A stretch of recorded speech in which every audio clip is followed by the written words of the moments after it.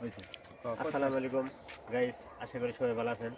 আমরা সেই ঐতিহ্য সরকারি অকমান সরকারের সেই পুকুর পাড়ে আমরা আপনাদেরকে বিভিন্ন জিনিস দেখাতে আমরা আসছি।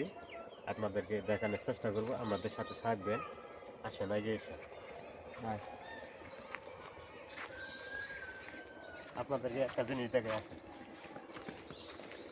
গুরুস্থান এই সেই আমার সামনে দেখতে পাচ্ছেন, এদিকে আসেন, ক্যামেরাম্যান এদিকে আসেন। এই দেখতে পাচ্ছেন এই সেই গোরস্থান আমাদের দাদা আকমাই সরকার।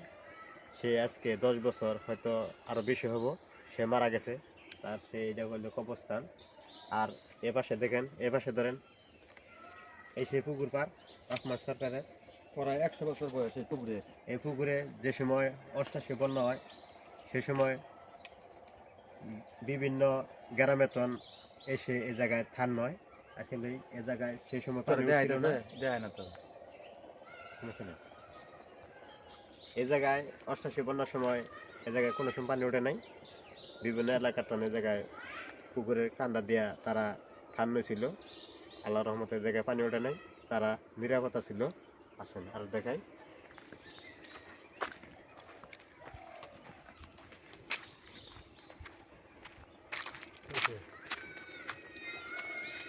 এই পাশে দেখেন, এইসব আপনারা এই সব ক্ষেত যে দেখতে পাচ্ছেন, এইসব হইল আপনার সরকারের ক্ষেত।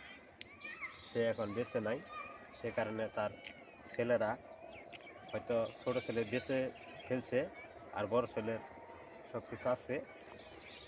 আরও জিনিস দেখাবো আপনারা।